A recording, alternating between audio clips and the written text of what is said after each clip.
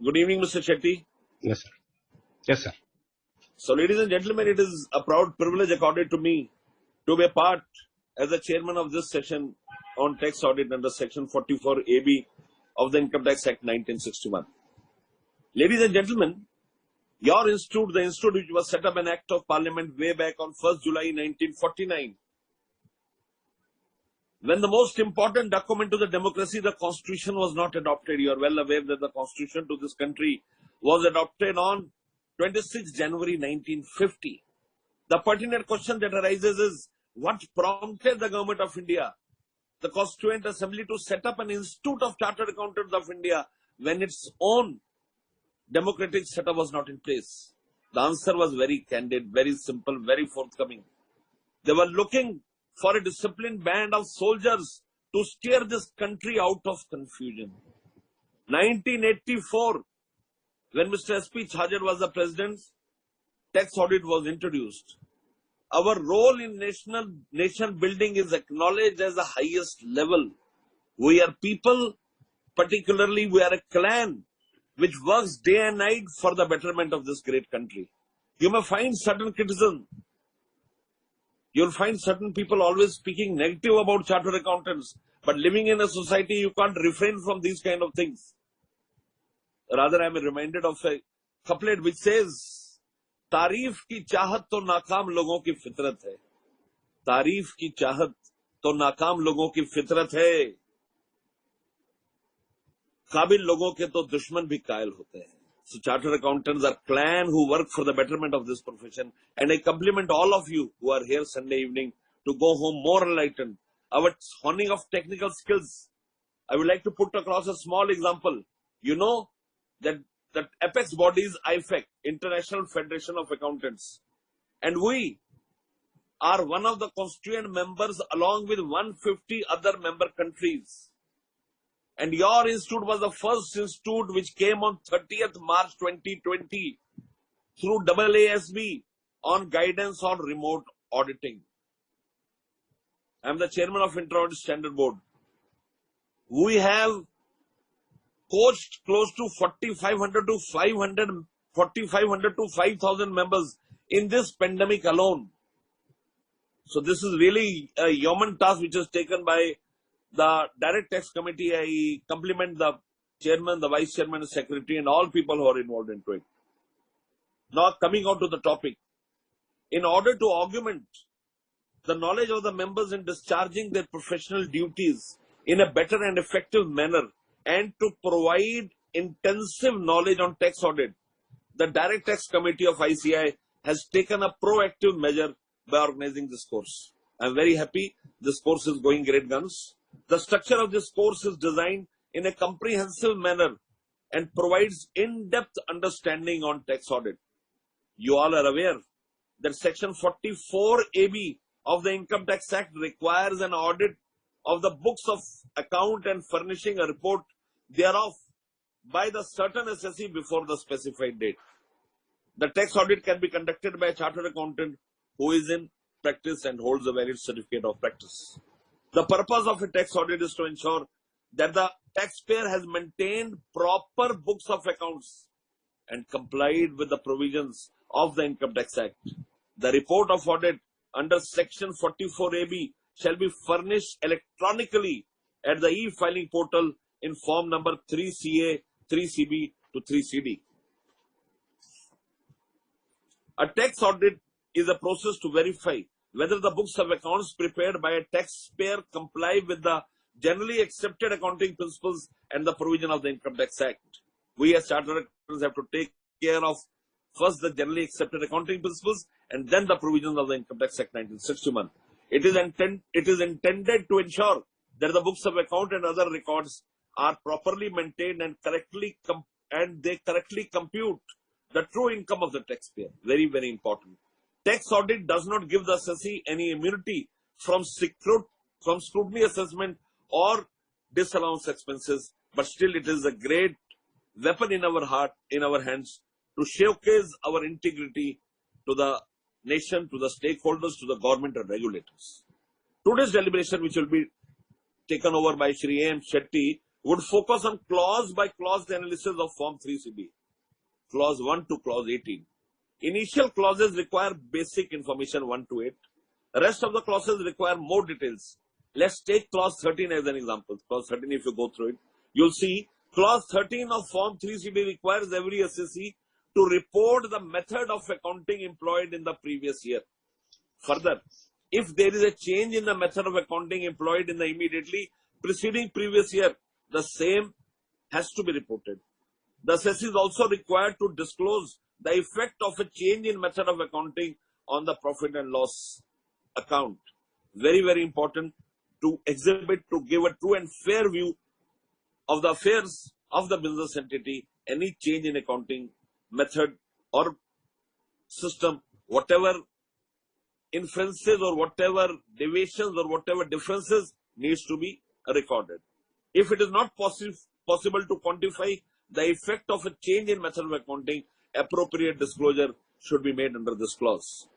Let me tell you, the tax audit is one of the main areas of practice for our members and involves greater degree of efficacy. I hope the participants would gain the requisite knowledge and have success in their professional career and practice.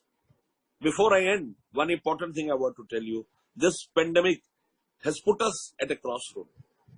My dear friends, I am given to understand that a number of chartered accountants are attending this program. I want to just urge before you that it is time for you to reorganize your practices. We do practice with passion, and that passion ultimately should be further to such level that the entire change in the scheme, advent of technology, outsourcing services, remote audit, each and everything should be very clearly taken into account. Proper disclosures be taken so that there are no questions at the ultimate level. I wish this course a great success. And now I would request Mr. Ashok Kumar M. Shetty to start his deliberation. But before that, a small introduction of Mr. Shetty. Mr. Shetty is a BCom and FCA. He may look senior, but he is still a student. He has recently cleared the certificate course on arbitration from ICAI. Great, Mr. Shetty. He is a practicing chartered accountant for last 33 years in direct and indirect taxes. He was the chairman of NAVI Mumbai branch of ICAI for the year 2009-2010, and he was a co-opted member of the indirect tax committee of ICAI for the year 2014-15. Very rare to see people holding baton of two great disciplines, both direct and indirect tax. Mr. Shetty has a great flair of public speaking and has made presentations in number of programs. He is a regular speaker at various branches and study circles of WIRC on income tax, GST and tax planning. He has addressed chartered accountants in Eastern India Regional Council and Southern India Regional Council. He is also faculty for MCS course of ICA, faculty at refresher course of UGC, which is United University Grant Commission. He is faculty for government staff on indirect tax, and he speaks on wealth management and wealth creation. He has keen interest in tree plantation and water harvesting. And now, on the other side, his philanthropic side, he is actively supporting a small NGO named Sankalp, which was involved in education of rural students of around 20 high schools in Kher, Maharashtra. Compliments to you, Mr. Shetty. Yes. The dais is all over to you. Please, Yes. we look forward to a scintillating presentation from you to all the present members here. Thank you. Thank you so much. Please carry on. Thank you, Charanjot Singh Nandaji. I also thank Direct Tax Chairman Tarun Giaji and Vice Chairman Pramod Jainji, who spoke extensively yesterday, and for giving me an opportunity, and all the Direct Tax Committee members and ICA President, everybody, for giving me an opportunity to be here to part of this refresher course of 5-day session. I, as an attendee, attended yesterday's full day, 3 hours program, and it was very nice to hear Pramod Jainji. I will try to, connect with whatever has happened so far here. Friends, all of us know that this tax audit is an, integral part of our practice for a medium and, small chartered accountants, and also contributing substantially for our revenue, module. Friends, as rightly said by Charanjot Singh ji, that we are, I think, frontline warriors to collect taxes for the government. and an independent auditor is always certifying the financials of people of this great country. And this country has around 136 to 140 crore people, and the number of chartered accountants, practicing chartered accountants, there is more need for more chartered accountants to come here and practice. I think there is a lot of scope for the people. Friends, one thing I want to just clarify that I am speaking to an elite class of chartered accountants who have cleared the toughest exam, and we are all intelligent people and we guide business people. We should also, think of creating an alternative income or an passive income for all of us. That is the most important thing. We as chartered accountants work for all the clients. We should also think of doing something for ourselves all the time. Because today the bank rate interest has gone down to 6% or 5%. You pay 30% tax there, and what is left out is just nothing. And if you discount inflation, you are not taking home anything. Then do we need to invest in other modes of asset class which will give, which will compound every year, and you pay tax at the end of the, when you, remove that asset? At the end of 10 year or 20th year, you dispose of the asset and pay the tax at the end of the period, rather than paying every year tax and only the remaining balance gets reinvested. Now, coming back to the topic given to us, friends, one of the items in my, clause 1 to 18 is a selection of under which clause you are auditing. Either you are auditing under section 44AB clause A for business turnover exceeding 1 crore, or the higher limit of 5 crore is also specified for current audit, which we are going to do. Whether you are doing under subclause clause B for professionals exceeding turnover of 50 lakhs rupees, whether you are auditing under clause C of 44AB, wherever a person concerned is under presumptive taxation of 44AE and he is not showing such specified income, or are you auditing under clause D of 44AB where he is a professional and his profits are less than 50% of his turnover is not more than 50 lakhs and these profits are below 50% what should have been the presumptive income. Such person will also go under audit. Now, only controversy, friends, is 44AB clause E. It is talking about an audit for specified, which is specified for SSCs who are covered under 44AD4. I just found a question here whether if the turnover is up to 1 crore and the profit which is showing is 8% or less than 8% or less than 6% as may be required, whether he is liable for audit. The question is, only when he is opting out of 44AD, then the audit is required under 44AB Hello? clause E. Sir? Yeah. Sir, can you please share your PPT? Yeah, I'll just screenshot. Yes, thank you.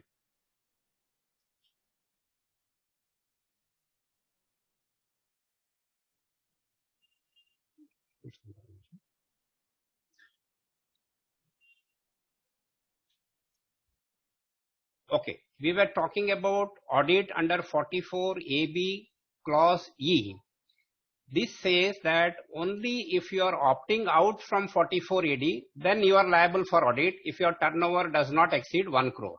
Therefore, if you are starting a new business during the current year and your turnover is not exceeding 1 crore and the profits shown are, even though it is less than 8% or 6%, you are not opted for 44AD. Since this is the first year you have started your business, you can file ITR 3.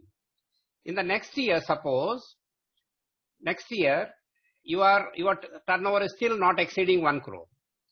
Then it is for you whether you want to opt for 44AD. What I can say is that you started business now during current year ended March 2020.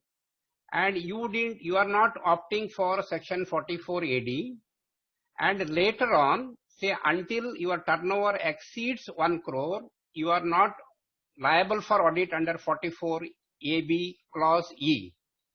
I think whether this point is very clear with everybody, friends. If your profit is less than 8% or less than 6% as may be specified, and your turnover is up to 1 crore, and you have not opted for 44 AD in the previous year, then you are not liable for audit under section 44 ABE.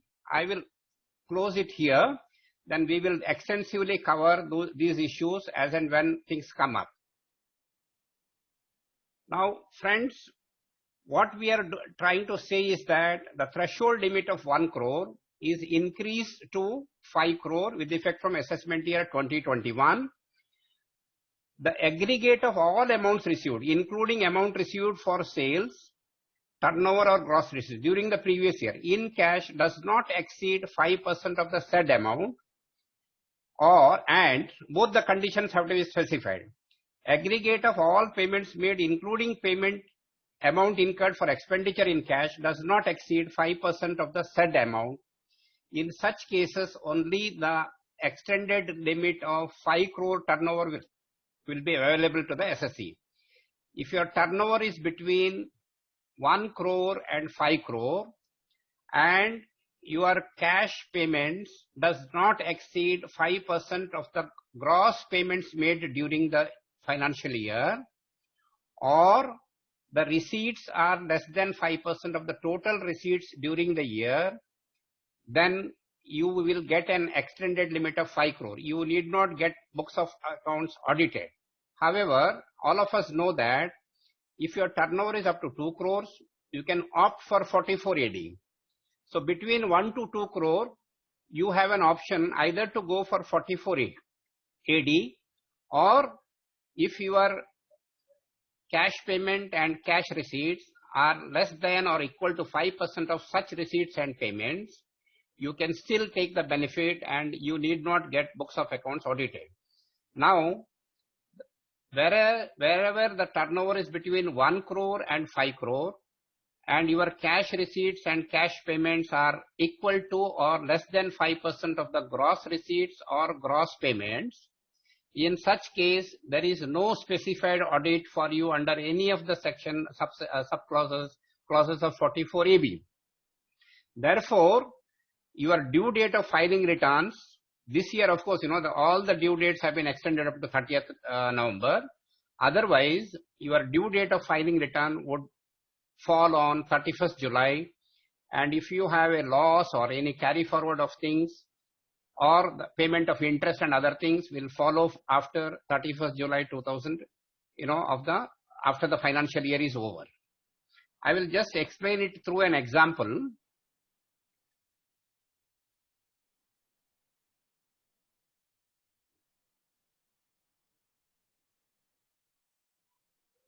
Yeah, this is the example, friends, for this 5%, because yesterday there were little confusion in the minds of people for counting my receipt and payment, whether I have to count only my sale consideration received against sales or not.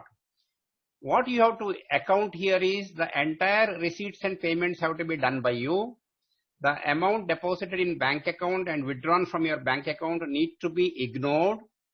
The capital contribution here from the partner I have accounted as a receipt, and withdrawal by the partner is also taken as payment. In case of a proprietor, if there is a contribution of capital, it may not be treated as a receipt because a person cannot give money to oneself. But just try to understand here, the SSE is a partnership firm. His turnover is 400 lakhs during the year ended March 2020. This is the first year where 44 AB limit is extended to 5 crores rupees, subject to your payments and receipts are less than 5% of such receipts or payments. Now we say that he has received during the year 350 lakhs from the sundry debtors. This could be of his previous year's sundry debtors and current year's sundry debtors. Some of the debtors are outstanding as of 31st March 2020. That should be ignored. Only whatever money is received during the year, it will be counted. Partners have introduced capital of 100 lakhs. You have obtained a loan from bank of 100 lakhs. And you have advances from customers of 50 lakhs. So total receipts are 600 lakhs, 6 crores. So this is nothing to do with your turnover. Your turnover, sales turnover is 400 lakhs only. Your receipts for the purpose of counting 5% is 6 crores. As far as your receipts are less than or equal to 30 lakhs rupees, you satisfy one of the condition. The second condition is payment. Now what is happening here? You have made payment to sundry creditors of 300 lakhs, partners withdrawal is 50 lakhs, repayment of loan is 25 lakhs, and advance to suppliers is 25 lakhs. So your total payment is 400 lakhs. Now the payment in cash is 15 lakhs only, and your total payments are 400 lakhs. So this 15 lakhs is less than 5% of the such payment, and your receipts of 20 lakhs are less than 5% of 600 lakhs. So therefore, this SSC partnership firm would get an extended limit of 5 crores. So therefore, there is no audit for this partnership firm under section 44ABA. We will take one more example, little different one here. Same SSC, turnover is 400 lakhs. You have debtors receipt. Total receipt here is specified is 600 lakhs, 6 crores. But the cash receipts are 40 lakhs during this example, in this example. Now the payments are 400 lakhs as specified here, and your cash payments are 15 lakhs, which is less than 5% of 400 lakhs. But you have to satisfy both the conditions. Your receipts should not exceed 5% of such receipts, and your payment should not exceed 5% of total payments. Now here violating on the receipt side, therefore you would get the limit of 1 crore only. Now this being a partnership firm, they have an option there to go under tax audit if the turnover is up to 2 crores. But however, this firm has a turnover of 400 lakhs. They will be under audit in this example, since the receipts are more than 5% of such gross receipts. I'm sure you have, I think, this example is clarifying whatever doubts you had in mind about receipts. Once more, I'm repeating, the turnover of the SSC should not be mixed with the receipts and payments. Receipts and payments could be on account of his sales, and other capital receipts also will be included. Accordingly, in payments also, payments to sundry creditors and expenses, along with other capital expenditure payments, will be counted for the purpose of only counting 5% limit. That's it. Yeah.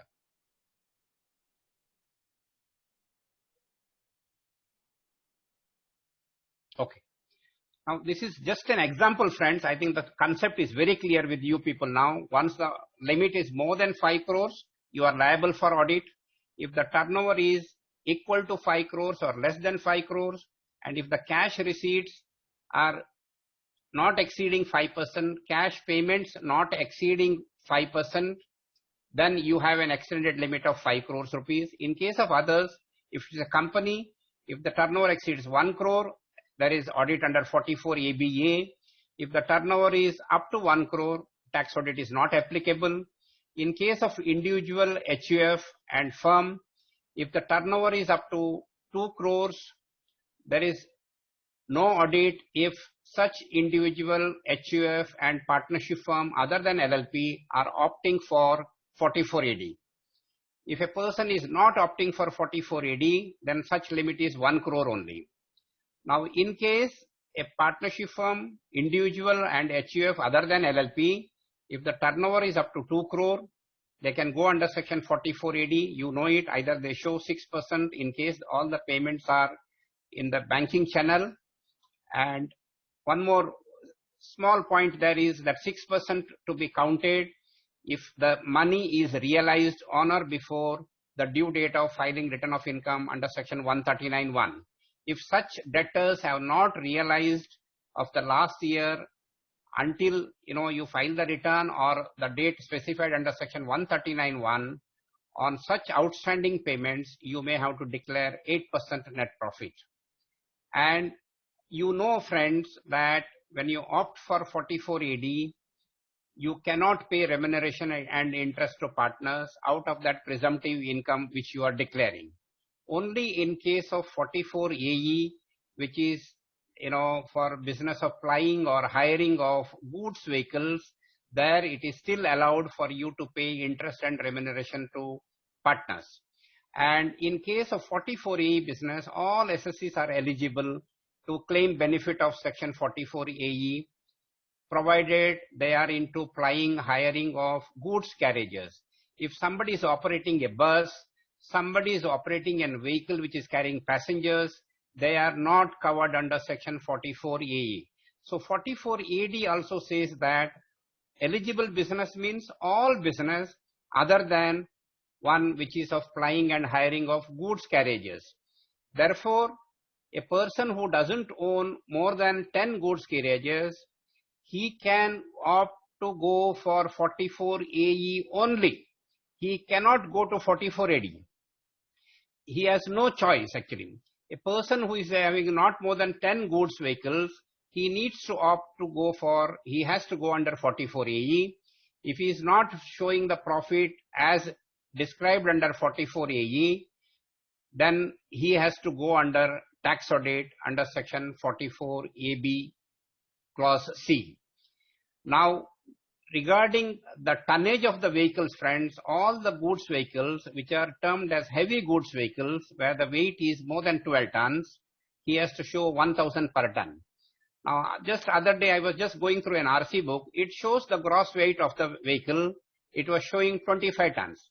In that case, for the month or part of the month during which in the last year, wherever he used the vehicle, at any time he should not be owning more than 10 vehicles.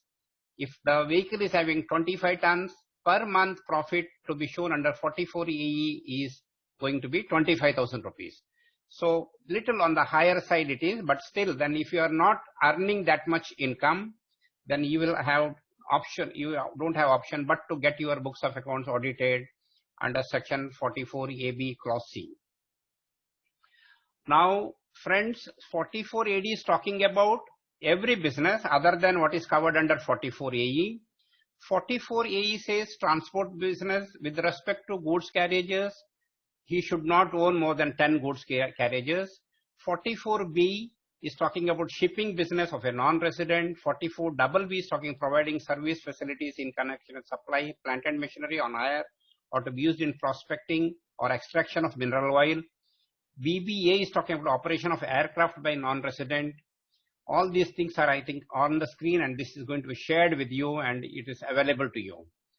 Now friends, we are coming to form number 3CD. We are talking about today about clause number 1 to 18 of form number 3CD, which is an annexure to the tax audit report. The tax audit report could be in form number 3CA or 3CB. Now 3CA is in a case where there is an audit which is prescribed under a statute. And in that case, friends, you are certifying, you are giving the audit report in form number 3CA. Now, if you see the top of form number 3CA, you say that you are annexing herewith the tax audit report of, say, XYZ Private Limited under the Companies Act done by Messrs. So and so. If the statutory auditor is, say, Pramod Jain sir, then I will write the tax audit done by XYZ Private Limited under the Companies Act by Pramod Jain and the audit report dated. If the tax statutory audit is done on, say, 20th September 2020, I write there Companies Act, Pramod Jain, audit report dated 20th September 2020. Then I write below that I am the tax auditor, I write AM Shetty, and if I am signing today, I date it 4th October 2020. So please mind to see 3CA very minutely and do it, because at times there could be an, not proper understanding for the beginners in this profession. So therefore be careful. Now 3CB is you are also certifying the financial statements which you are looking into as an auditor, and you are certifying those to be true and fair. And this annexure in form number 3CD, which is prepared by the SSE, you are checking the correctness of it and you are certifying them to be true and correct. So therefore, wherever you are allowed to do test check or sampling can be used as prescribed under SA 530, and you may choose a sample and do the audit. And in the audit engagement letter, you may specify the sample size, which you are going to do and intimate the SSE. If he's not happy with the sample size, you may try to, increase the sample size, or you can, take a call that whether you are covering all the aspects which SSE has any apprehension.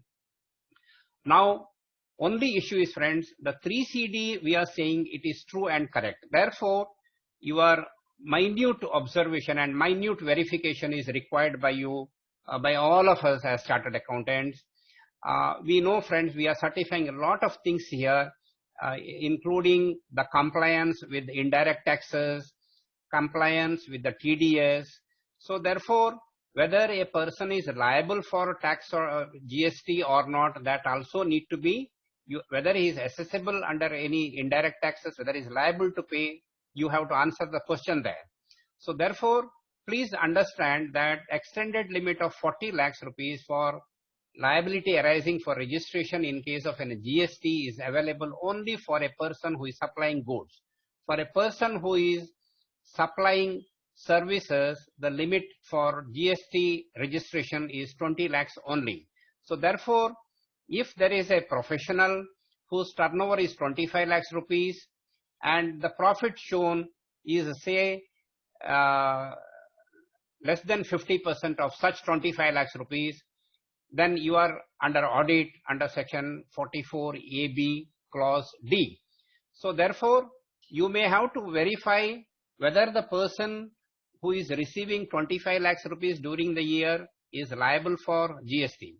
If he is liable, you may have to make an observation accordingly, whether he is registered or not registered. Once he is registered, of course, then other issues also will come, because we are certifying the financials. We are also, when I give the audit report in 3CB, I am certifying those financials whether they are true and fair. So therefore, it is, you have an obligation to certify whether all the GST is paid properly, whether there is any liability under reverse charge mechanism for such SSE, whether the credit what he has taken, ITC what he has taken, is appearing in GSTR 2A or not. So therefore, you may have to do a reconciliation when you are doing tax audit. You may have to download GSTR 2A and reconcile with the credit which is available in your books of accounts. Because the credit here is available to you subject to your vendor making payment to the government. Now, whether a credit which is claimed, which is not appearing in GSTR 2A, can be claimed by the SSE, those issues may arise. Now, you have to ensure that the client is complying with section 16 of CGST Act. He should have an invoice in hand. He should have received goods or services on which he wants to claim ITC. He should have made payment to such vendor within 180 days from the date of invoice. If such payment is not done within 180 days, such GST supplier is supposed to reverse that ITC and pay, such payment through cash. And whenever he makes the payment to the vendor, he can again claim the credit for such ITC. Now, regarding reverse charge also, friends, since you are auditing, I need to have a reasonable understanding of indirect tax laws also. Therefore, wherever a SSE is liable under reverse charge mechanism, it would be your job to verify whether such reverse charge mechanism taxes are paid or not paid. Now, reverse charge is available, he is liable under section 9.3 and 9.4 of the CGST Act on various, expenditures, advocate charges. If your client has paid any royalty to any government, then there is a liability of reverse charge. Yes, please. Sir, your PPT is not moving. It's still. Yes, yes, madam. I'm just explaining the concept, so therefore I Okay, will just fine. yes. Friends, regarding this indirect taxes, I was telling you about reverse charge mechanism compliance by the such audit team. Therefore, you will have to have a 360-degree view of the person whom you are auditing. If your SSC whom you are auditing is a builder, you know that from the year 1920, from 1/4/2019, a new scheme has come for builders, which is specifying that he is not eligible for ITC at all. He would be paying either at 1% or at 5%, depending upon the value of the, flat. If the flat is up to 45 lakhs rupees, he is liable to pay 1% GST. If the flat is having more than 45 lakhs value, then he would be paying 5% ITC. Now, if such project got completed during the last year, March 2020, then on all the unsold flats, he is liable to pay tax as specified in the GST law. You need to verify. It would be 1% or 5% on the unsold flats, also on the value and the date of occupancy certificate or completion certificate or first occupancy. If such event has occurred before March 2020, you should do. Second thing is that, friends, as a builder, if there is a purchase of cement from URD, he is liable to pay 28% RCM on every month whenever such purchases are happening. If his purchases of specified purchases are falling short of 80% of the total purchases, in such case also he is liable to pay 18% GST on the basis of reverse charge mechanism. I am just touching upon a factor that if you have a builder client, you need to understand the GST law. Therefore, I should have a reasonable understanding of other indirect tax laws when I am doing tax audit. That is the only thing I would like to say. And there is a blocked credit under section 17(5) of the CGST Act that also need to be kept in mind by you. Wherever there is a blocked credit, your client is not entitled for credit on certain motor cars and on repairs and maintenance, on insurance amount paid. You can read section 17(5) of the CGST Act and run through wherever there is a blocked credit, such SSC is not entitled for the credit. He should be reversing such credit if he has taken anything. Now, the ITC, every person who is entitled to claim, that claim also has to be done within a reasonable time. If there is a delay in claiming such credit, he is not entitled. So therefore, your verification of GST or 2A is very important with the input tax register, what you have in your books of accounts. Either you can put it in Excel and try to compare. If there is some entry in 2A which doesn't belong to you, you should not be claiming credit. But if certain credit is not there, you can take up the issue with the client and try to have a ledger confirmation of the party. This is one of the requirements, friends. Wherever we are doing audit, we need to have the ledger confirmation from the parties so that you will have a reasonable understanding whether such books of accounts can be relied upon or not. And I know, friends, we are auditors for a certain SSCs for long period of time. Most of the time, you can always advise, because the value addition what you are making to a client always matters, and he would always appreciate the value addition which you are giving. So therefore, you can always say an SSC who is there with you on a longer term basis or a new SSC that every payment what they are making to their suppliers need to be exactly bill to bill basis. There should not be on account payment. So therefore, it would become very easy for you to verify such ledger. Ledger verification can be done very easily by you, so that it becomes easy for you. Yeah. Now, friends, I will come to clause number 1, name of the SSC. You must state the name of the SSC, address from where he is operating, the address what is available in the income tax site can be verified by you, and address in case of a company, what is there in the MCA record and what is recorded with you. Maybe, you can try to match it. If the registered office is shifted from the place from originally where it is situated, it can be pointed out and rectified by you. PAN number has to be stated. That is very easy for you. Whether SSC is liable to pay indirect taxes. So therefore, this is a question I think I have explained very well to you that you have to say if yes, then furnish his registration number and allotted, and in case of customs, there could be an IEC code which should be given to you, that should be mentioned here. In case of status, friends, you have to state whether he is a individual, HUF, partnership firm, company, you have to state. Previous year, in case of a entity which got started during the last year, the company got incorporated, say 1st June 2019, then previous year would be from 1st June 2019 to March 2020. LLP or partnership firm formed during the last year, the previous year should be period ended and the specified period can be stated. Assessment year for the current year is 2021. The relevant clause under section 44AB, I explained to you briefly earlier, and now what we do is, yes. Now these are the clauses on which we will have a detailed discussion, friends. I think these are the clauses which are listed out here. Now I will just go to an example. The person where you are writing in clause number 5 is whether he is an individual, HUF firm, company, partnership firm, AOP, BOI, local authority or a cooperative society. Clause number 677 we already explained to you. Now clause number 8 is saying indicate the relevant clause of section 44AB under which the audit has been conducted. So therefore it is very important for you to specify under which clause you are doing the audit, and the drop down in the ITR also and the tax audit online utility, it is asking you to specify under which clause you are doing audit. If the audit is under because the turnover exceeds 1 crore or 5 crore, it is under 44 ABA.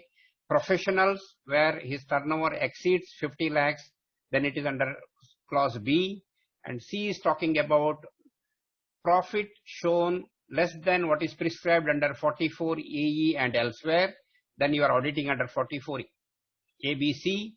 Now, if the profit is less than 50%, in case of a professional whose turnover does not exceed 50 lakhs rupees, he is under audit under clause D. And clause E is where if the provisions of 40 AD4 are applicable and his income is more than maximum amount which is not chargeable to tax. If it is not more than maximum amount which is not chargeable to tax, then he is not liable for audit. If his income exceeds 2.5 lakhs, then he will be under audit. If his income is below 2.5 lakhs rupees, in this case, 44 ADA does not apply and 44 ADA also does not apply. Only thing is, friends, it says income of the person. So therefore, you may have to compute his income from other sources also. That would say that if somebody is incurred a loss and he has no other income and the turnover is less than 1 crore, he has not opted for 44 AD earlier, there will not be audit prescribed under section 44 ABE.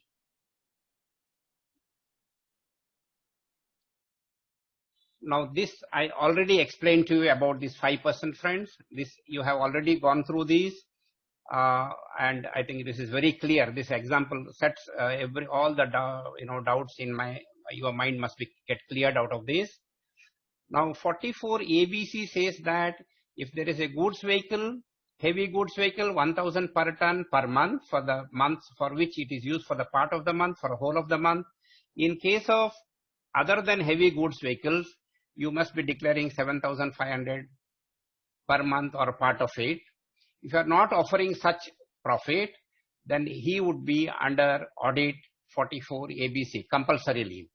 Now, in case of a partnership firm, please note under 44 AE, you can pay interest and salary and it will be allowed as a deduction in computation of income of such firm.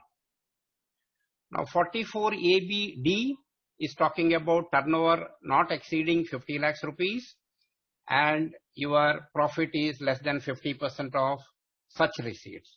There is a tax audit prescribed under 44 ABD. Now, friends, one thing, this is already clarified yesterday, but we are just running through it.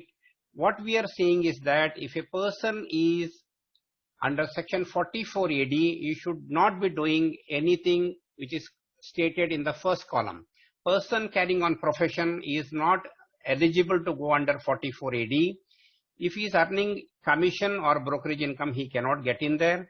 Person carrying on any agency business, he cannot get into 44 AD. Non-residents cannot go for 44 AD. Now, eligible SSEs, individual HUF and partnership firm, and who are not claiming any deduction under 10A, 10A, 10B, and Chapter 6A under heading C. That is section 80 IB, 80 IC, and other deductions if he is claiming, he cannot go for 44 AD. Now, who can go to 44 AD? That is already explained to you. Turnover not exceeding 2 crores, and the business which is not covered under 44 AE is eligible for 44 AD. Now, friends, 44 AB, what does it say is that if you have opted for 44 AD, then you cannot, once opted, you have to follow 44 AD for 5 subsequent years. If you opt out before 5 years, then you cannot take the benefit of 44 AD for 5 subsequent assessment years. Consequences would be, when you're opting out, you will be liable for audit under section 44 ABE. You will have to maintain books of account as required under 44 AA2. 44 AD partnership firm cannot pay any remuneration to partners. Now, this is just an example to understand it. If the turnover is 75 lakhs, you have opted for 44 AD in the first year, tax audit is not applicable.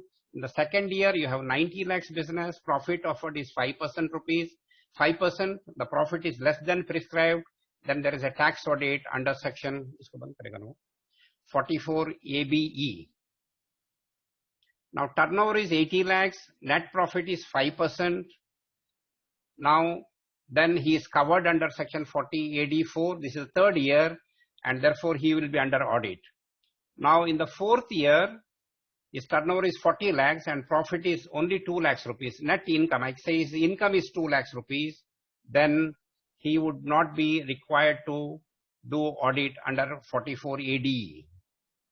Now, in case of a doctor who is having 40 lakhs income, net profit is 15 lakhs rupees, less than 50%, so there is audit under 44 ABD. And here he also has medicine business, but he cannot opt for 44 AD since he is a professional. Now, truck owner, we already discussed. His income here is only 2,16,000 rupees out of 2 trucks. However, he is liable for audit since his income, what he is showing, is less than what is prescribed under section 44 AE. He would be liable for audit even if his income is below the taxable limit. Now, whether he can go for 44 AD, answer is no. He cannot, he owns not more than 10 trucks.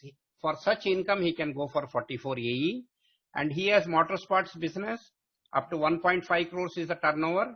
He can opt for 44 AD also. Now, clause number 9, what we are talking about is if there is a firm or AOP, indicate names of partners that you will verify from the partnership deed, and their profit sharing ratios as specified in the partnership deed may be mentioned here. If there is any change in the profit sharing ratio, that need to be noted by you. If there is no change in profit sharing ratio or loss sharing ratio, then in that case, no reporting is required under this clause. Even if the remuneration clause is changed, there is no change in the profit sharing ratio, there is no disclosure to be made under this section. If there is a change, you need to show here. Now, profit sharing ratio would also include loss sharing, so therefore there would be a requirement to disclose. All the changes done during the previous year must be, stated here by the chartered accountant. Change in remuneration need not be reported under this clause 9. Now, nature of profession. If more than one profession is carried on during the previous year, nature of every business need to be specified by you. I think there is a drop down available here, and you can accordingly choose to select under which category you are coming. If there is a change in nature of business, you need to specify any change in the nature of business. Therefore, while doing audit, you will have to first understand what is the nature of business which is doing, whether there is any change in the business during the current financial year. You need to have a discussion with the client and try to understand his business. Now, clause number 11 is talking about whether books of accounts are specified under section 44AA. Now, friends, you know that the books of accounts are specified under section 44AA only for professionals. So therefore, when you are doing the audit under section 44AB clause B, or you are doing the audit under section 44AB clause D, in such cases you will say yes. In case the audit is under section 44AB clause A for business, you will say that no here, because no books of accounts are specified under 44AA for business people. It's specified only for professionals. Books of accounts have been specified under 44AA1. Now, regarding books of accounts, you need to state where the books of accounts are maintained, and list of book maintained and the address where it is maintained. You need to be very carefully understanding and filling it. Don't do cut paste. Ideally, try to understand what is filled by in the form. And I always say that we should have a quality control person in each of our offices who can run through every clause which is filled, and a senior guy must be trained to see that he verifies each and every clause what is filed here. If there is any problem with a cut paste done, one needs to take care before you certify. So quality control is done in all service sectors, and we as chartered accountants also need to do more so, because there are concerns raised by the agencies or government agencies about the quality of the audit which are done by us. And the institute is also has a quality review board for tax audits. They are also trying to see that how we can improve the quality of tax audits done by all of us as chartered accountants. Now, in clause C, you have to write under under these clauses, list of book of account and their locations, nature of relevant documents which are examined by you, nature of all documents on the basis of which audit was conducted. You need to state. Friends, one more issue is now today the books of accounts are mostly in the online by maintained in the software. It is in our own interest. At the end of the day, the audit documentation is very, very important. So therefore, on conclusion of audit, you are advised to print a trial balance. Most of us are using Tally. You can use the function opening balance, transactions, debit and credit, and closing balance. Take a printout of the trial balance once finalized before you sign the audit report, and get it signed by the auditee also. That would be a very good practice for all of us to follow. Now, these are the specified professions, friends: legal, medical, architectural, accountancy, technical consultancy, interior decoration, engineering, film artist, company secretary, authorized representative.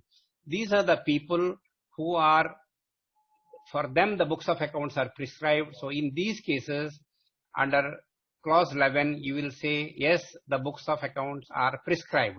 Now, yesterday, I think in the deliberation, it was well covered that the person who is carrying on tuition income or tuition business, he is not a professional as per the Income Tax Act here. So they will all go for 44 AD only, or they will get, I think if their business is more than 2 crores, they would go under tax audit. Now friends, what are the books of accounts which are specified under 44 AA? Rule 6F prescribe maintenance of following books of accounts for the persons carrying out any specified profession whose gross receipts exceed 1.5 lakhs rupees, cash book, journal, ledger and original bills and Xerox copies thereof. So these are the things have to be maintained. For the person who is into medical profession, he has to maintain additional documents, daily cash register in form number 3C, which records details of patients, services rendered, fees received and date of receipt, and inventory on the date, first day and the last day of the previous year of the drugs, medicines and other consumables. These are prescribed under Rule 6F. So therefore, you may have to better say that these are prescribed, and if you are verified, you should write you have verified these records. Now, books of accounts have to be maintained for 6 years from the end of the assessment year for which the accounts are belonging. If there is any reopening under section 147, then you have to maintain those books of accounts until those assessments are done. Now we are going to clause number 44, clause number 12, whether the profit and loss account includes any profits and gains assessable on presumptive basis, if as indicate the amount and relevant section. So therefore, friends, all the foregoing discussions what we had will very much help you to say that whether he is eligible to go under 4480. If any of the profit includes which is going under presumptive tax under section 4480, you must verify that he is an eligible assessee. Yesterday there was an example shown that somebody had a business income of 95 lakhs rupees and he had an agency income of 6 lakhs rupees. So therefore the total was exceeding 1 crore. Such assessee is not eligible to go under 4480. Therefore you may advise the client that he cannot opt for 4480 because he is not eligible assessee there at all. So you be careful when you say that somebody is covered under section 4480. Now 44AE is also talking about only goods carriages. Other than goods carriages, persons who are doing business are not entitled to go into 44AE. And a person who is entitled to go under 44AE who is having goods carriages, he cannot go for 44AE at all. He has to be covered under 44AE, and such profits are below the prescribed limits. He has to get his books of accounts audited. Now clause number 13 is talking about method of accounting employed in the previous year. Now method of accounting, and then it says whether there is a change in the method of accounting employed vis-a-vis the method of accounting employed in the immediately preceding year. Now method of accounting which are specified are either mercantile or cash method of accounting. And you know that, friends, under the Companies Act, they cannot go for cash method of accounting. Other assessees may opt for cash method of accounting. You know that chartered accountants are opting for cash method of accounting.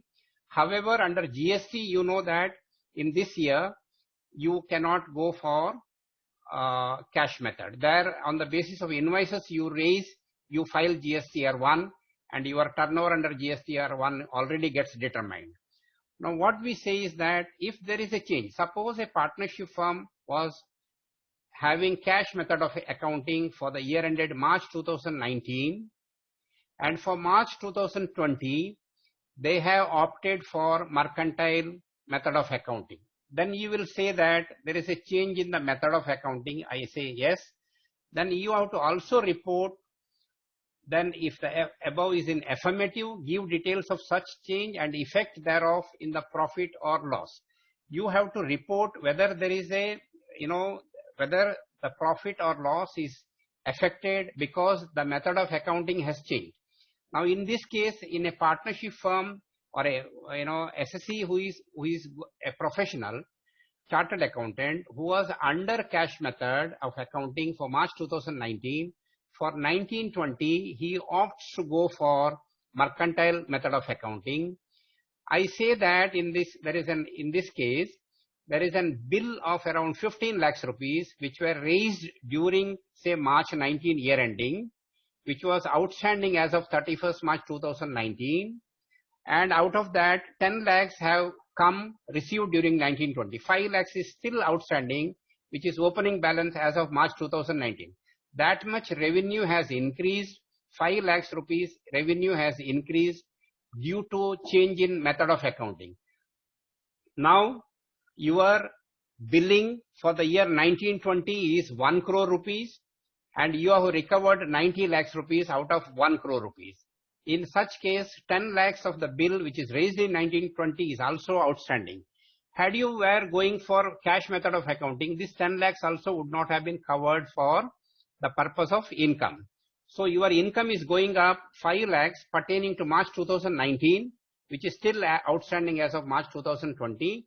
10 lakhs received, you would have been even otherwise covered, because under cash method of accounting, you would have covered the 10 lakhs received. So what additional income you are showing, because there is change in method of accounting, is 5 lakhs of the bill of March 19, which is still outstanding as of March 20. And out of 1 crore bill you have raised, 90 lakhs you have recovered during the year ended March 20, and 10 lakhs is outstanding. So 15 lakhs is the net profit which is going up because of the change in method of accounting. And during March 2020, you have made provision for expenditure which is not paid. On accrual basis, you have booked expenditure also. So 15 lakhs is on the positive side, profit is going up because of the change in method of accounting. And if your expenditure which you have made provision as of March 2020, which is not paid, is 5 lakhs rupees, there is a deduction of 5 lakhs rupees. The net effect would be reported would be 10 lakhs rupees is the change because of change in method of accounting. Now regarding ICDS, friends, now all SSEs except individuals and HUFs who are not under tax audit, they would be covered under ICDS. It is applicable only to mercantile system of accounting, applicable to income computation, and there is no change in maintenance of books of accounts. If there are any reporting which is coming in ICDS, that would have an impact on the computation of your income. And this is not applicable for computation of VAT, and not applicable for presumptive taxation, not applicable for cash method of accounting. If you are doing ICDS, is not applicable. Now these are the ICDSs which are prescribed under section 145(2), and you have to report whether there is a change, increase in profits or decrease in profits, and what is the net effect which will lead into a higher income or a lower income while you are computing the income from business and income from other sources. Now these are the main ICDSs wherever it is possible that because of these ICDSs there could be change in the income. We will try to cover it. Now valuation of inventories for a service provider, friends, ICDS says you have to include the direct cost, labor and other cost, cost of supervisory and attributable overheads. You have to cover all these things and you should be making the valuation of inventory. AS2 is silent on the valuation of inventory of service providers, but I think if you are or a matching concept, even if you are under a service provider, you might account something as inventory if your amount is spent and the bill is not raised. In such cases, if the inventory is already valued by you at cost, there is no reporting here. If you are not taken inventory of the cost incurred wherever the bills have not been raised, then you will be reporting here. Now inventory valuation on dissolution of firm, AOP or body of individuals, inventories are to be valued at NRV. Now when we come to valuation of inventories, friends, wherever my SSE is dealing with any infrastructure work, or he is working for a public works department or a central PWD, or anywhere where the construction is going on or the bills are raised on the stage-wise basis, my audit staff should be advised to verify the correctness of such inventory which is valued by the client. Now I give an example that my auditee has raised a bill on 25th March worth rupees, say 1 crore rupees for work done. And there is no invoice raised after 25th March, or there was a lockdown this year. I would say that the last bill raised is say on 18th March 2020, and there is no subsequent bill raised after that date. My job is to see in such, in case where the client is into road construction, infrastructure, building construction, I need to see the stage of construction. What I'm trying to say is that my audit staff need to verify when the bill is dated 18th March, there is a measurement book maintained by all these public works departments where the measurement date is written. If such measurement is done on 10th of March, and because there is a lag between the measurement and the preparation of bill, if my measurement is done on 10th of March and my bill is dated 18th March of 1 crore work, all the material which I have purchased after 10th March either should be lying as stock in trade or as work in progress. That is very, very important. All my purchases which are done after the measurement of work is done, that is all lying as stock. And also on 10th March, there could be some stock already available with me. So therefore, this valuation stock needs to be very properly done by you.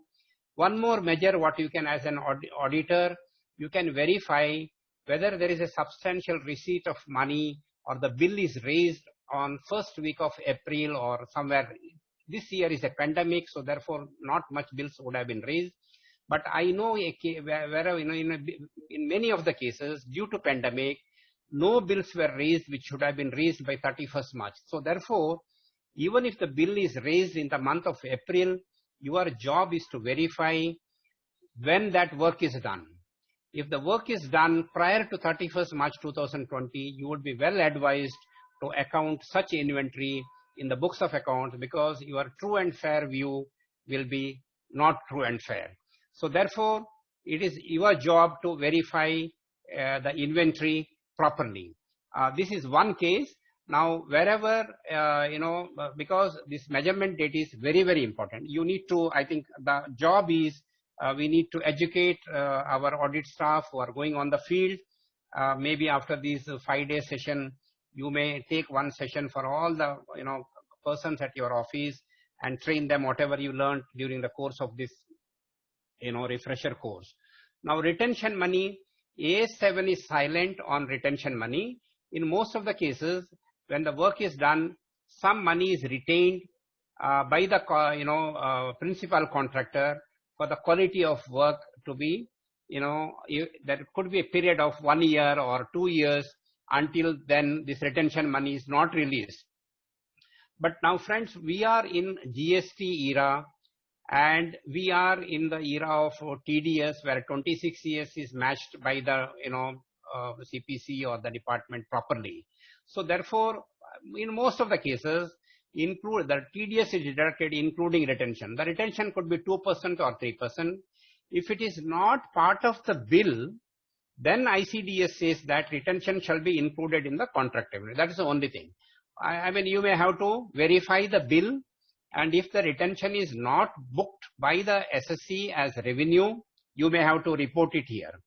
Now, recognition at early stage. What ICDS says, where outcome of the contract cannot be estimated reliably, revenue to be recognized only to the extent of cost incurred. So we say that even in percentage completion method, where the work is not done to the extent of 25%, people don't recognize the revenue in such cases. So in such cases, whatever is the cost incurred need to be accounted as work in progress or stock. Now, where outcome of the contract cannot be estimated reliably, AS7 says revenue to be recognized only to the extent of cost incurred. So both are in agreement here. Now, early stage shall not extend 25% of stage of construction. Early stage not defined in AS7. Now, expected losses, ICDS says in proportion to the percentage of completion.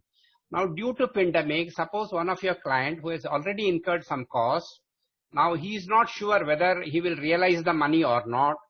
In that case, AS7 says if you are estimating that your contract is not going in profit, there is going to be loss incurred, AS7 says you should recognize the full loss what you are estimating.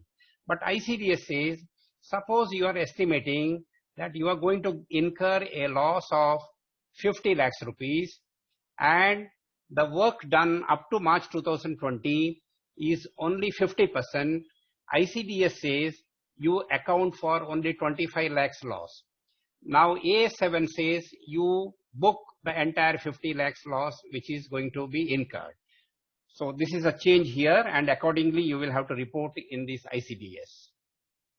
Now revenue recognition from rendering of services, ICDS 4 does not recognize completed service contract method.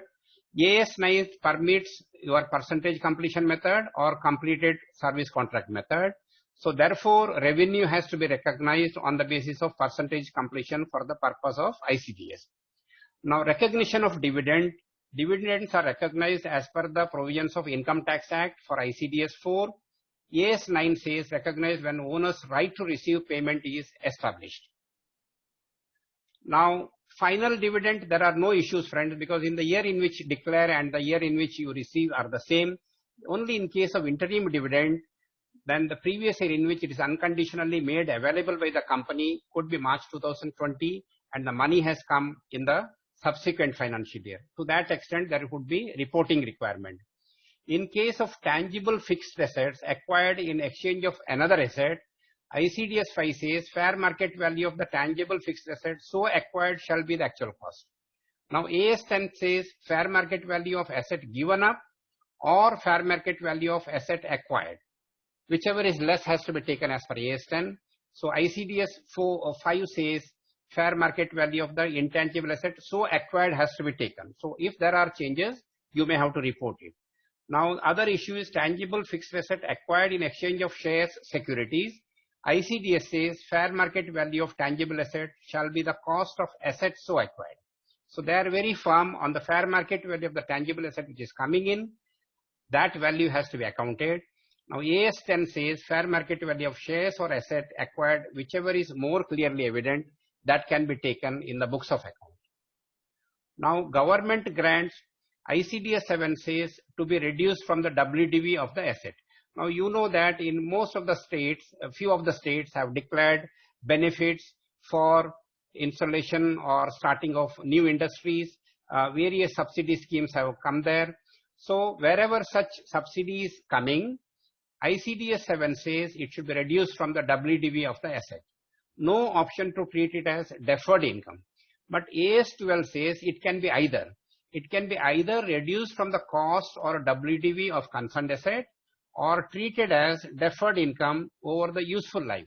Now suppose what may happen that you were entitled for a 5 crore subsidy. You had started your business during the year ended March 2019. Your asset value is say 10 crores. You have taken depreciation of 15% last year and your opening WDV for current financial is 8.5 crores. Now you have received 5 crore subsidy during financial year 1920. Now AS 12 is telling you either from the opening WDV of 8.5 crores, you reduce 5 crore subsidy received from the WDV and compute depreciation on balance WDV of 3.5 crores. Or the option is you continue the asset as at 8.5 crore as the WDV and you account for 5 crore subsidy which has come. The unexpired period here is another 4 years. So therefore this 5 crore pro rata subsidy for the unexpired period. The 4 years are there. For the 1 year, 1.25 crores can be recognized as revenue in P&L account under AS 12. Now because of these changes, you have not reduced the WDV in AS 12. You have accounted for deferred revenue. Out of 5 crore subsidy received, unexpired period is 4 years, 1.25 crores has been recognized as revenue by you and 3.75 is lying as reserve. ICDS says that you must compute depreciation on 3.5 crores in the example which I gave you. So therefore to that extent, the higher depreciation which is coming as per AS 12 valuation of subsidy, you have claimed depreciation on 8.5 crores. ICDS says you should have claimed depreciation only on 3.5 crores. So therefore these differences have to be properly computed and disclosed in this ICDS 7. Now borrowing cost, exchange difference arising from foreign currency borrowing to the extent regarded as interest cost. Now ICDS 9 says not treated as borrowing cost to be accounted for as exchange fluctuation only. So whatever is the exchange fluctuation, suppose for the sake of understanding, I was owing around $1 lakh at the end of March 2019. I booked such asset at $70 and during the current year I paid this $1 lakh.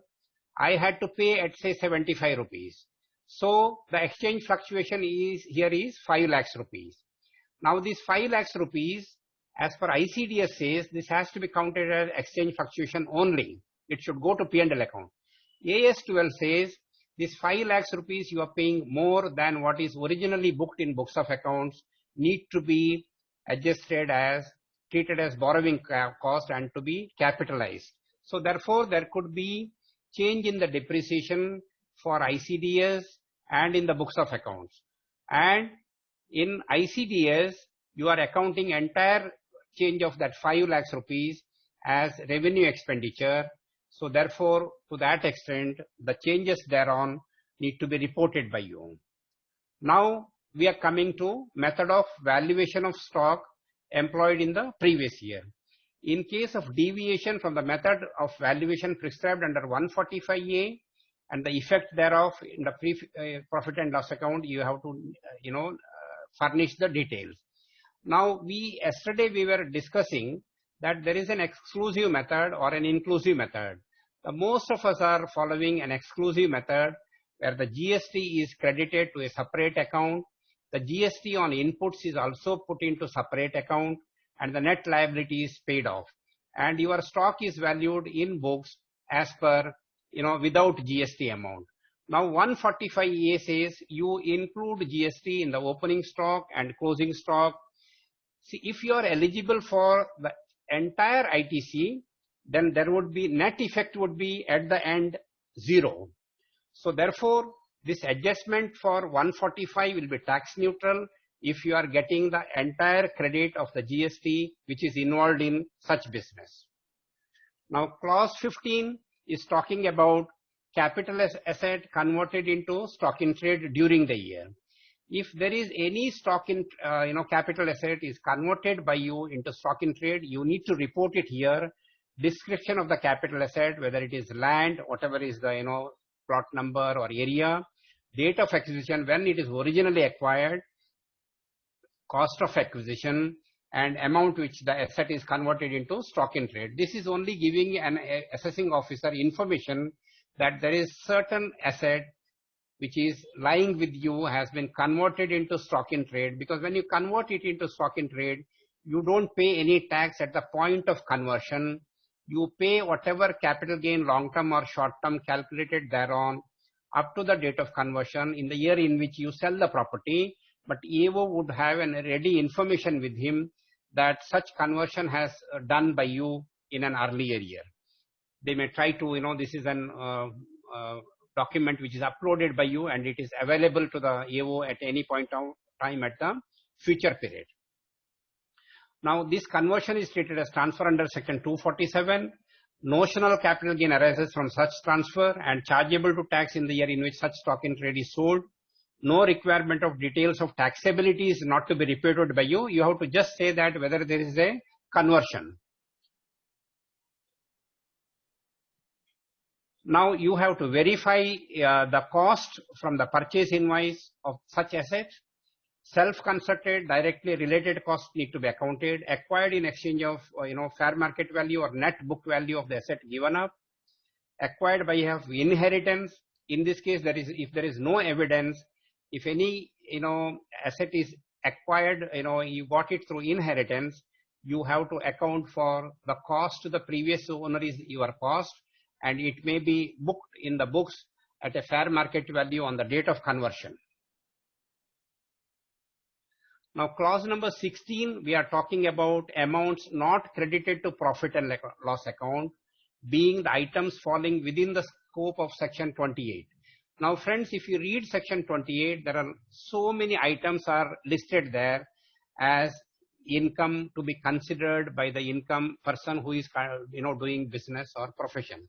If any of those items have not been credited by you in books of accounts, such items need to be listed by you.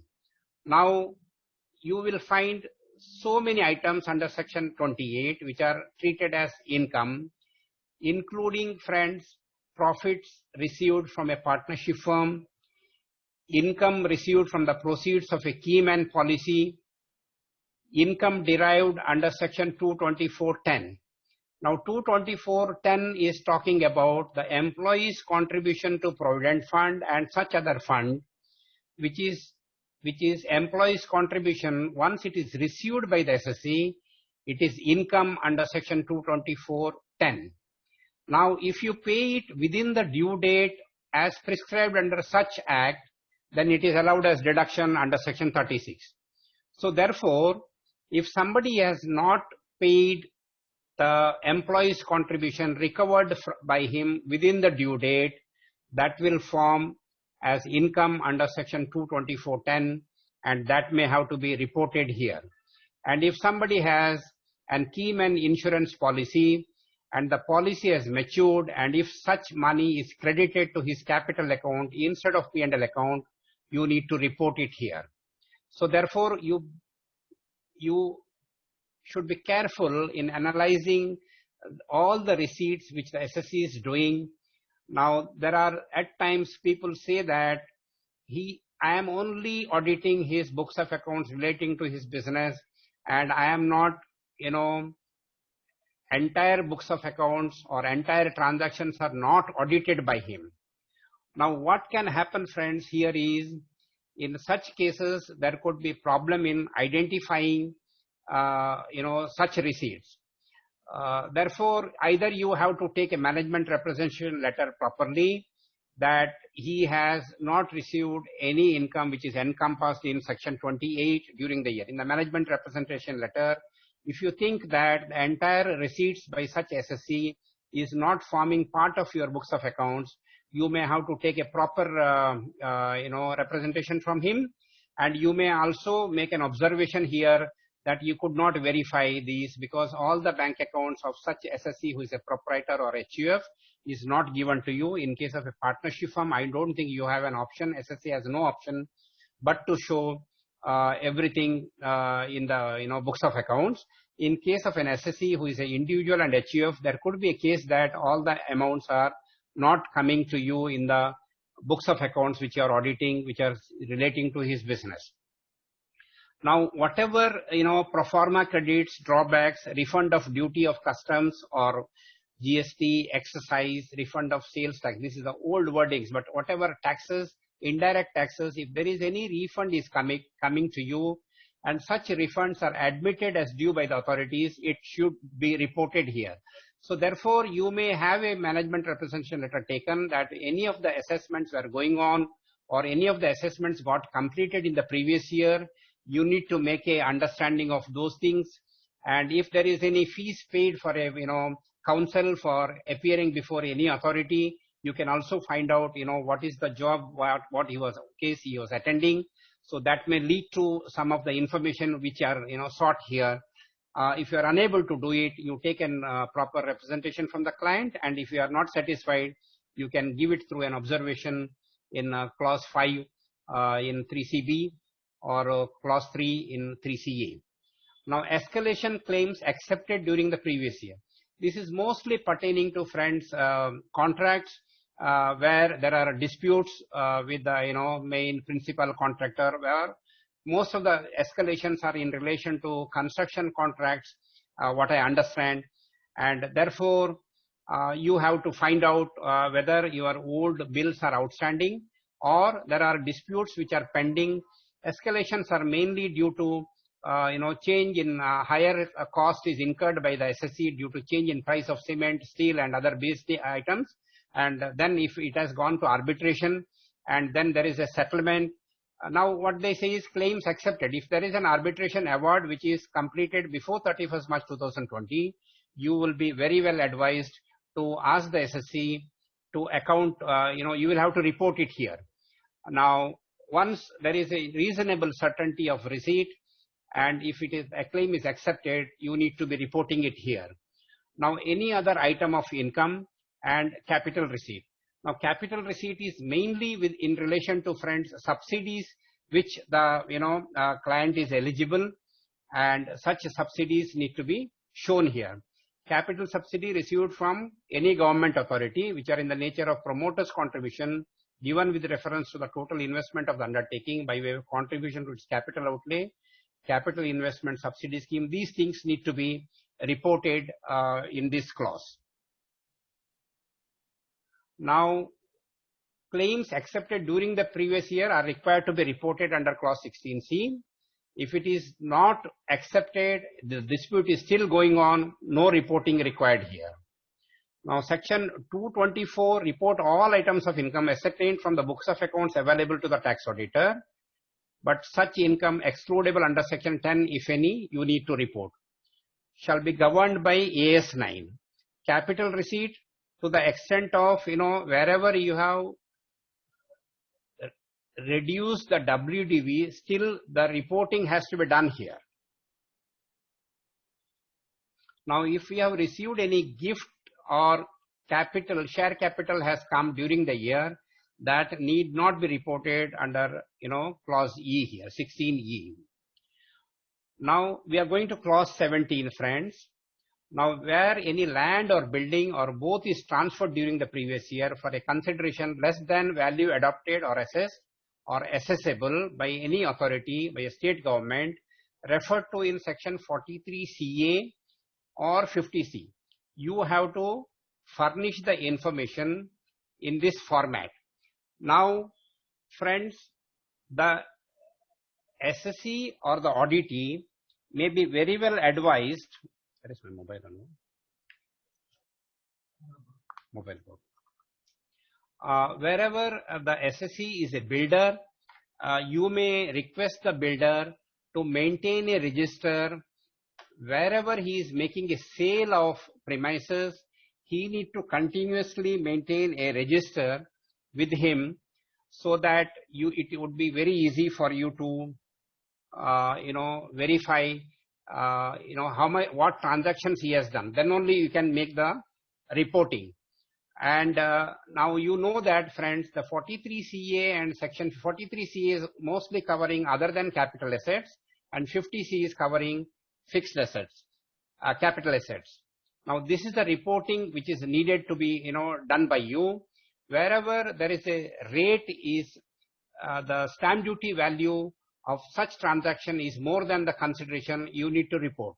Now 43CA and section 50C is allowing you an variation up to 5%. 105% of the consideration will not be treated as income under 50C and or 43CA. But reporting requirement is you need to report the every transaction. I will just try to explain it through an example here. Now there is a case of a builder, friends. Now he is going for project completion method, and as on March 2020, 50% of the work is completed. Now he had 10 flats with him, having consideration of 5 crores. The valuation as per stamp duty valuation is 6 crore rupees. Now there is a 1 crore difference in the stamp duty valuation and 5 crore. It is more than 5% of the consideration. So therefore, there is going to be reporting requirement. Now in case of a person, friends, what we are saying is that the client is following a project completion method. Therefore, you may say that this will come as an accounting policy also. You may report that the SSE is following a project completion method, so no revenue is recognized during the year. Therefore, you may also say that there is no transfer. Therefore, these things can be reported in the year in which you would be completing the project, and that difference would go become taxable in the year in which project gets completed. Now the other option is where he is going for a percentage completion method, then 50% work is only completed as of 31st March 2020. Now the revenue which will be recognized in books of accounts is 2.5 crores only, because 50% work is done. Whether when you report, you will report the 50% of difference or the entire difference for the entire transaction. Now the reporting requirement is, it is asking you to give what is the value adopted for stamp duty and what is the consideration which has accrued. Accrued consideration is here 2.5 crores only, because the total value of the consideration was 5 crores and what is realized work done is only 50%. So therefore 2.5 crores is the value of work completed which is recognized as revenue, and the difference in the transaction is 1 crore. to the extent of 50% may be reported as the difference between the consideration received or booked and the assessable value under stamp duty valuation. Now regarding depreciation, friends, how much more time I have, madam? Hello? You can continue for 5. Ma'am, you have to take questions also. So you can Okay, continue. I'll just try to finish this in another 5 minutes, Yes. madam. Now regarding depreciation, friends, you all know that there is a block of asset concept. Accordingly, you will compute the depreciation which is available to you, and any sale of asset will get reduced from the block, and the WDV will be arrived by you. If the opening balance sheet what you have is an unaudited balance sheet, your job will have to be verified from the previous income tax record what is the WDV of the asset for the income tax purpose, which is computed by him regularly. Or if any of the asset, the depreciation is not claimed earlier, you may have to reduce the old depreciation also, and accordingly account the WDV as an opening WDV. Now, this is the format in which you have to give the data, friends. One thing what I want to say is that wherever you are accounting for an asset, the cost has to be always determined by you. The cost, when you say whatever cash payments are done for purchase of a fixed asset, which is made more than 10,000 in a day, such cost has to be ignored as cost of the asset. So therefore, at any point of time, even if you have made a transport charges for bringing a machinery in place, the amount paid is say 35,000 rupees. The 40A3 is allowing you that as an expenditure, but the cost determination says that if you pay more than 10,000 per day, exceeding 10,000 per day for any fixed asset, that cost has to be ignored by you. Now this is one change, friends, what you have in notification number 69 by 2019. In case of motor vehicles, there is a change of depreciation. The new rate for the year ended March 2020 is 30%. Motor cars, buses, lorries, taxis, other than those running them on hire, which are put to use between 23rd August 2019 and March 2020, it must be put to use before 1/4/2020. The new rate is 30%. And 30%, if the asset is used for less than 180 days, you will claim 15%. Otherwise, you will claim 30% depreciation.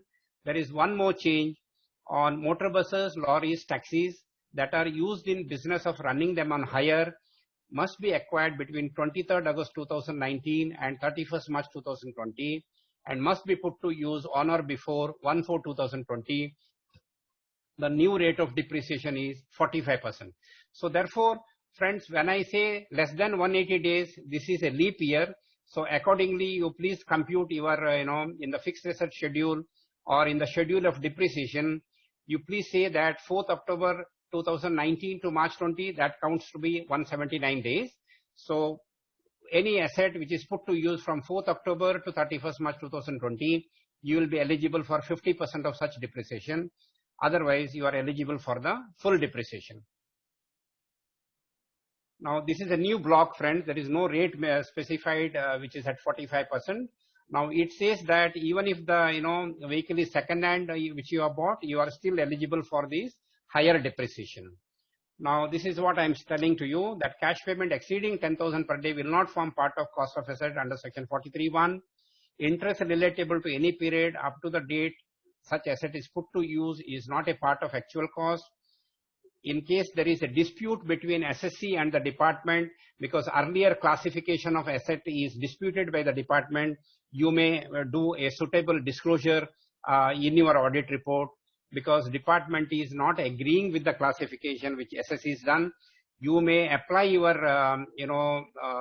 mind, and then accordingly whatever is the decision you can take accordingly, or you may make a disclosure here that there is an issue with the, because if there is a dispute, your WDV what you are taking itself will be wrong. The WDV will be different if you are going, the client is not going to win the case later on. He may be disputing with the department. Now, this is what it is, friends. I just try to complete it. I think we will go for the questions and answers. Madam, if you have any questions, can you just read it for me? Is it, sir? Thanks a lot, Mr. Shetty, for a very nice and scintillating presentation. In fact, Yeah. being a Sunday, I could listen to all your words of wisdom. Yeah. Yes, very good, sir. We can take questions if there are any.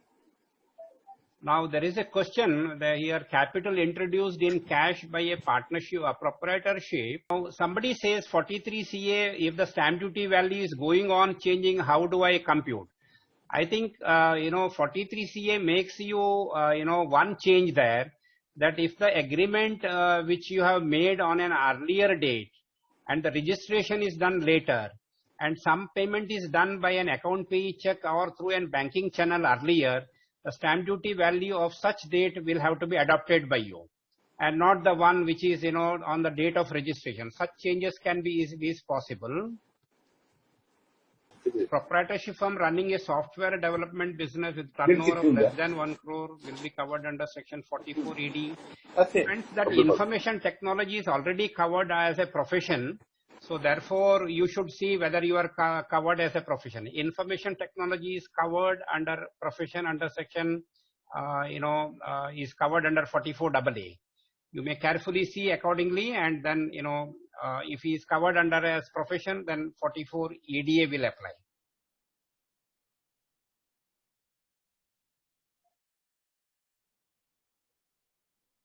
Now there is a question, does gross receipts exclude outstanding debtor received? No.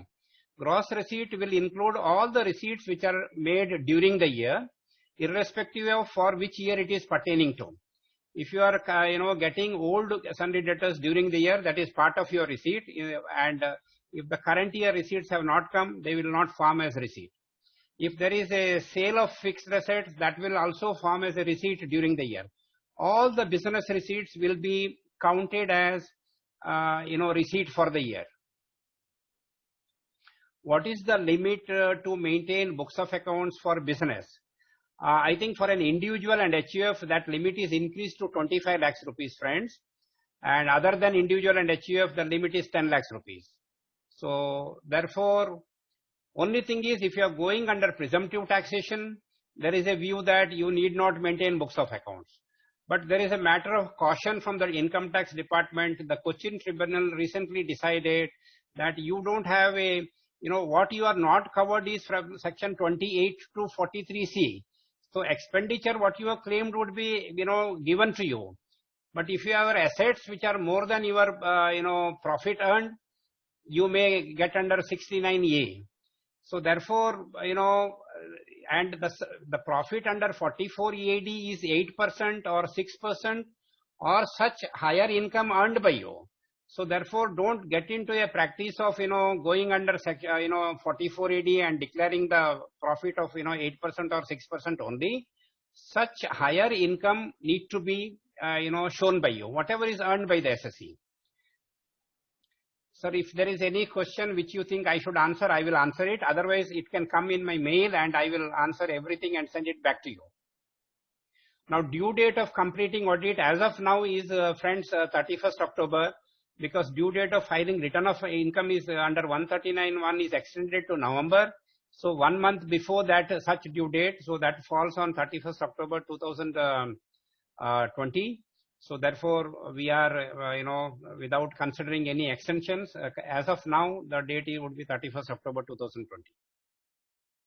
Now, capital introduced by proprietor or partner need to be reported under 16D as capital receipt. No, you need not report there.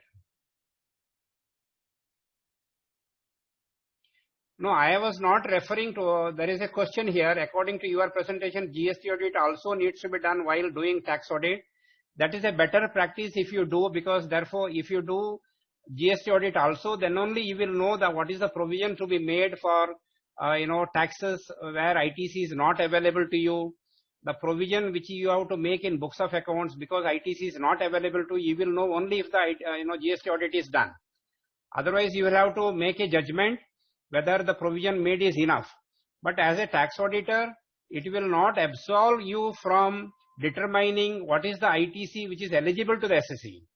It is your job is to see that whether the ITC which is claimed is entitled or not. Whether he has paid to the vendor within 180 days from the invoice or not, that is your job to see. Now, in case friends, such entry is not appearing in GSTR 2A, then SSC may still take a call that he is entitled for the, such credit because he has made payment to the SSC. He may litigate or take the matter with the GST authorities. In such case, in my considered opinion, the client would be very much, within his,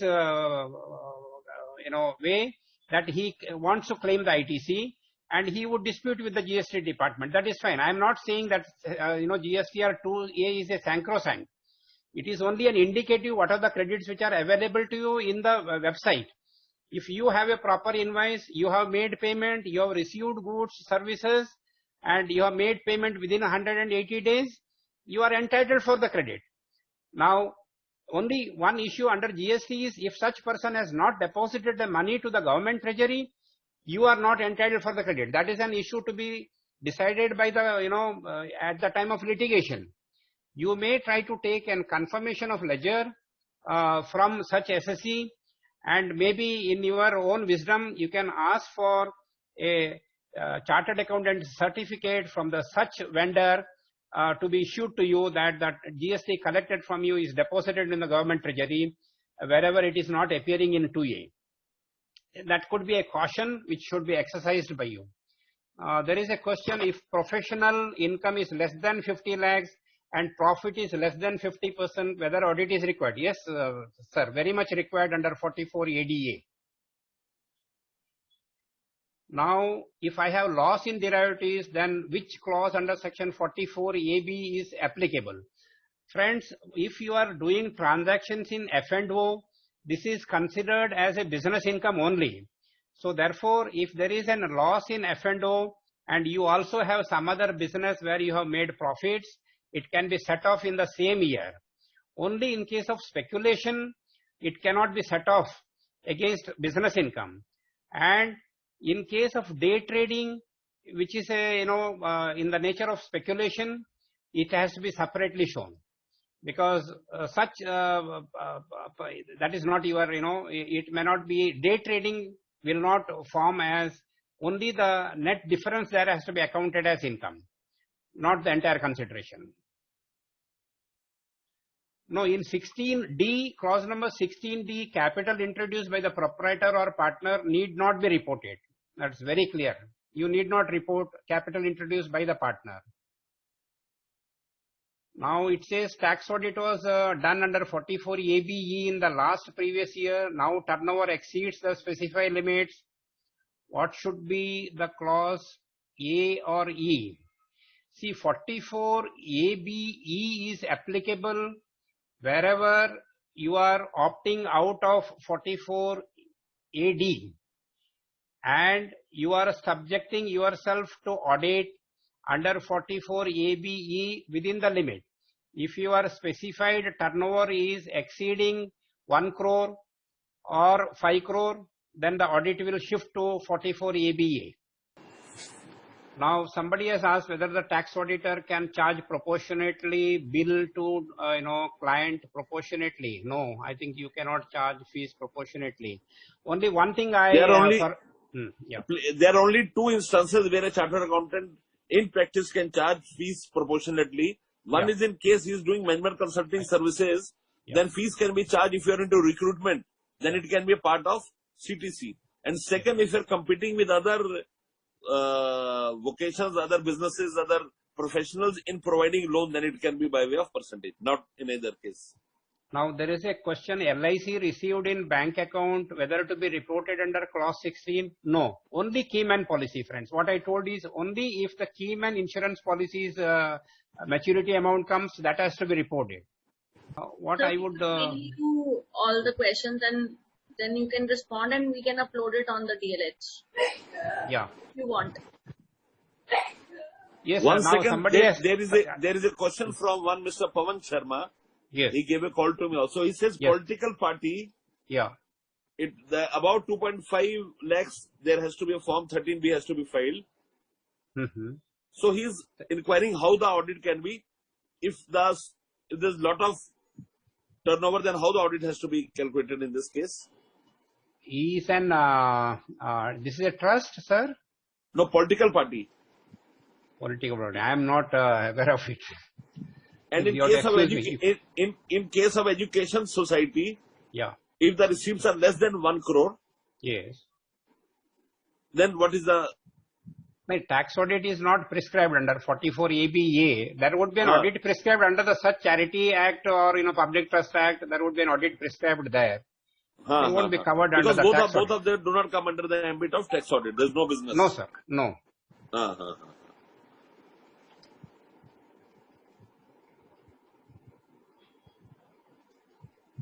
Yes, Shrutika, you can take the control now.